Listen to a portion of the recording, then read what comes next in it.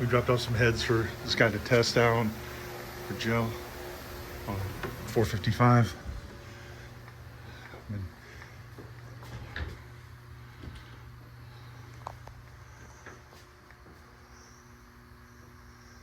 It's a pretty cool shop. Do massive engine build and dyno testing. Being assembled, disassembled, whatever. Well, disassembly that happens out there. But this is where all gets put together at. This is very cool. Sure. We only lost 15 horsepower. We had two completely shattered upper piston rings, and when they got it all back put together, my nephew put it in with the same combination. It made about 539 or 540 when we took it out, and it made 555 when we put it back together. So I mean that isn't bad, but for two broken rings, and we run a pretty large ring gap because we beat this thing like it owes us money. Yeah. So I run a larger ring gap, so in case it gets hot, I don't want the strings to cross. So I run like a 24-25 thousandths end gap on the piston rings. So did you say you run stock rods? Yeah, these are stock rods. Holy shit! Seriously? Okay. Yeah. They have different bolts. I have no idea what the bolts are from. Got them all. Got the pistons and rods from Bob Kelso. Okay. So where they came from, I don't know. I probably should have put new bolts in, but No, they're forged. they're factory. Yeah, they're forged. Factory orders are forged. Okay. So it is forged rods, forged crank, forged pistons, but all those are the forged pistons are not factory, but the rods and the crank are all factory parts. Well, yeah, but forged 455 cranks are not common. No, and I have two of them in the same. Yeah, two of them in the same building. Yes. And in the end, almost any parts you see is probably going to be sold when we're all done.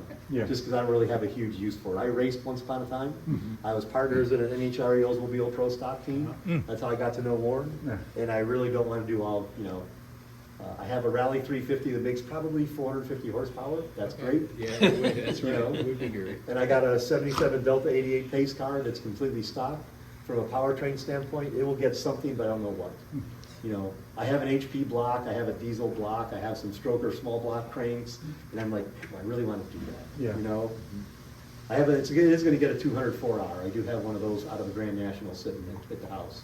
It'll go into the pace car. And I have the lightning rods that'll go in the pace car, and I have a G-body console that'll go in. So, neat. But I'm up here instead of down there working on it. Yeah.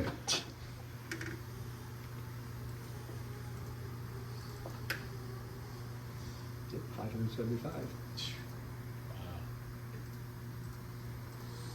So here's the power and torque curve, and this gives us corrected horsepower and torque, fuel flow, airflow, coolant temperature, air-fuel ratio, oil pressure. Then we have some other things that show up. This is manifold vacuum. This is actually the crankcase vacuum right now is what we're doing. Okay. And then this is manifold pressure, which is off because it uses the same sensor. Come over here. Here's our two EGTs, super low, 1150 at the end of the pole. What else do we have? There's a couple of fuel flow sensors. This is all dyno stuff. Shows the dyno position valves and stuff like that. But and you can overlay them and do whatever else you want to with them. But yeah, it made 575 at 6100 and 572 foot-pounds at 4700. Where do you like the EGT to be? This is like an 8-quart pan. And it was fine. And we pulled the engine out of this line. My nephew pulled out to put the Ford in. It must have agitated, it's welded across the bottom of the pan, and it started dripping like one drip every couple seconds. So Yeah, that'll open right up. So we drained all the oil out, put a bunch of silicone across it. It'll be fine for what we're doing. Yep. But I'm going to let it sit up till tomorrow morning. What do you think of the Speedmaster hands? Have you read anything I wrote? No, he hasn't. I haven't. Okay. So we took this engine with a set of stock Speedmaster heads, the Howard's camshaft that's out there, and an Edelbrock torquer. The Howard's cam that I have and the Edelbrock torquer are basically our go-to parts for testing cylinder heads. And with a completely stock Speedmaster heads, that roller cam and the torquer intake, it made 477 horsepower on the engine on it. Pretty good. The Speedmaster heads, if you look at the core shifts and the intake ports, are horrible.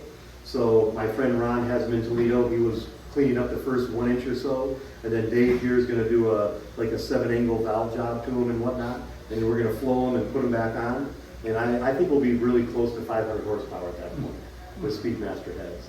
This combination makes 575 the way it sits. without this spacer. We haven't tried this. This is a 1000 CFM Holley carb. This is actually a Moroso 4-vane vacuum pump. Oh, okay. It actually pulls about 20 inches of vacuum in the crankcase, and it was worth about 20 horsepower. Wow. So, you know, we'll run it with it on it. Sometimes we'll run it with it, sometimes we won't. It all depends on what we're doing. 1 7/8 G-body big block headers. So that's why you see the tube going around it. And these are Gen 2 Edelbrox ported by CFM. They say Dick Miller, but it's, you know, CFM does all the Dick Miller porting. These heads flow 288 CFM at 600,000 slip. That's not a stellar number. It's not a horrible number, but it's not a great number by any means. We just flowed the stock Edelbrox Gen 3s, and they were 277 at 600. I mean, I can pull the sheet out. We're going to do a couple different things on the Edelbrox before we put them on and run them. So, any questions about all this monstrosity? Yeah. So this is an adapter to go from the dominant. This is a torque. This started life as a torquer. Okay. This intake, if you look at it, actually originated as a torquer Well, that's what that I built for my race okay. I was cars gonna say, it looks like it started like as a torque. way back about 30 years ago. Yeah. And I modified all of it, and we did do a back-to-back on a torquer at a lower power level, back-to-back with a Victor, and this made a little bit more. Probably tomorrow or Sunday, I'll take this off and put the Victor on, and we'll see what it does. So we did have, the first time the Ford went in on last Friday and came out on Monday, it fired up on Monday. A lifter stuck in the bore, hung the valve open, the piston hits the valve, it's kind of all goes bad at that point. And then Brad fixed it, we put it back in this morning and ran it again and whatnot. But while the engine was out last weekend, I'm like, let's tear it all apart. And so, a little rewind. Then we used the bolt with the cam button on it. Yeah. And then we, we set it to about 10, 12 thousandths end play to the front cover. And I've had a lot of people come here and help, and I appreciate the help. I don't know who it was, it could have been me. Somebody left the thrust washer out from between the cam and the block. There was 120 dyno pulls. And it cut a groove probably about 70 or 80 thousandths into the block. Because the cam was harder than the cast iron block. So the cam is doing this, and the timing would do the same thing. At idle, it was okay. At high RPM, it wasn't fluttering. From 2,000 to 3,500, you put the light on it, and it was just dancing back and forth. So rather than try to figure out what it was, I'm like, well, screw it.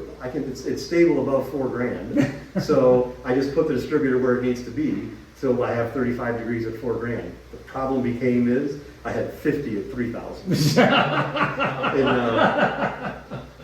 And I don't run the engine very cold. I run like 130 degrees because we're always taking it apart. So if I ran it to 200, we'd have to let it cool off. Right. So, I mean, me and Ron did 5 intake manifold changes in just under an hour one day. Oh, wow. You know, in random, swap the intake, 2 dyno poles, swap the intake, 2 more dyno poles, and stuff like that. So, anyway, I thought between the cold temperature and everything that I wouldn't have any knock issues, but I didn't protect for 50 degrees of timing at 3,000.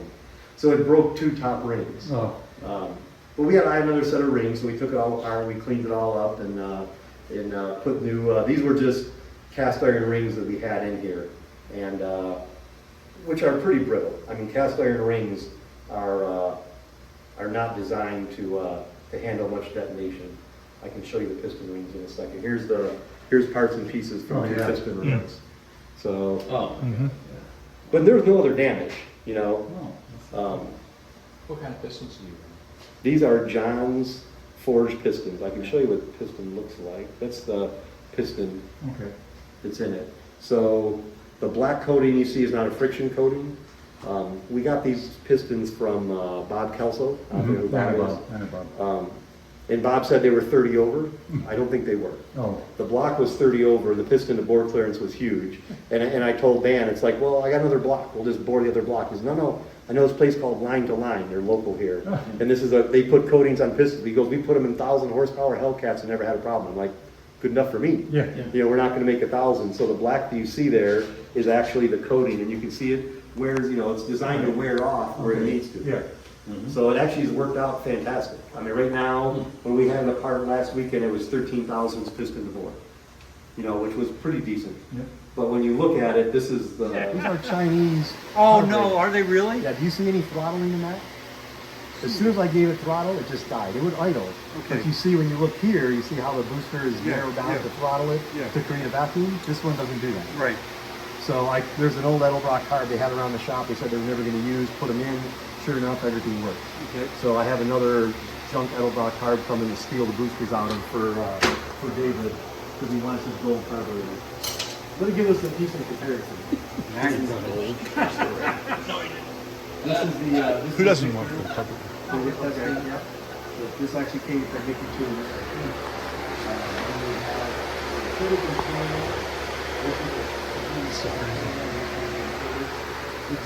This is like This is my, a four-filter. That's a performer, and that's the one eye it's like my head is like here. This place is like you know, Same. up I'm there. trying to figure it out. This is, I swapped my 04B with John Harold. Yeah. He had one that was cracked, and so he gave me some money and gave me the swap manifold, so I'll weld it up probably tomorrow or Sunday and just use it for continuing the test. So, Crack on the crossover? no, it's actually on the intake port. Really? Yeah. Because I got one that's cracked on the crossover, they got the freeze. I don't care about the crossover, because No. most of our heads are all blocked off. That's a 403 block that we use to knock up some of the batten stuff with. Like this set of holes may line up with those That's holes it, in this. yes. You know what I mean? Yep. So I ordered one. I'm getting it for like, I don't know, about $300. And I'm gonna give it a shot and see if it works. Cool. And which will get rid of alleviate the spacers and all that stuff. yeah. So I didn't know they made them. So, wow. I seen that one at home. The one at homecoming, the guy wanted $500 for it, which I still thought Still was a not, decent that's deal, still not bad, yeah. which I would have bought. Yeah. But my nephew, who you'll meet, he's somewhere around here. He's even though he's 19, he spent a bunch of time in a machine shop and knows how to use all the mostly equipment back in the Okay. machine shop. And I'm confident he could do it. So, but anyway, these will go. We'll get some sleeves in, some epoxy in. This stuff is sitting here because the cylinder head guy Dave was looking at this today. If you look at it, the contact on the seats, the valve seat, exhaust seats are really small. Oh, yeah. So we're gonna put some bluing on it. And we got some lamping compound in the valves in. We're gonna see how much, or do we have to do a valve job to it or not. These flow about 325. So, where the ones on the engine in there flow like 288 or Yeah, yeah. 600,000 What fluid. are these weighs? I don't know. Pick it up. Those are iron, right? No, those are aluminum. Oh, those are aluminum? That's beautiful. Wow. So then we have, Well, they made them both ways. They made iron versions. yeah, they did. Then we have different camshafts. This is the Lunati roller. This is the Howard or the Tom Cam? I don't know. It's one of them. And we have 4 different roller cams that we've used on the engine here. These are actually some billet cams from my race car that we have not put on yet. I don't know that we're going to because it'll probably be a little bit too aggressive. This is the Offenhauser powder coated low rise dual plow with 2 500 CFM metal rods. The guy that bought it, the guy that sent it to me.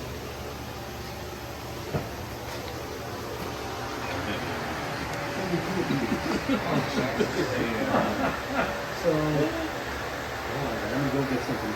Give me a quick second. It'll make sense when I go grab this out of this control. You look like a I am a kid. Yeah, stuff. We haven't started it. Yeah. The Victor goes with the patent heads? Yeah, there's a yes. Nice. So ultimately, what I'll do is this machine here. this is cool, man. This is a big remote, and I'll disassemble the head. I'll stick it in here, and it uses water with a Sure, yeah. medium in it, and it'll take probably 45 minutes ahead, something like that. Maybe How does that work on the Western cooling jacket? I can go in there to some extent, and then it goes in here in the park wall. These are a set of Speedmasters that we've been fiddling with. They're assembled, disassembled, whatever. Well, disassemble it happens out there. But this is where it all gets put together at. This is very cool.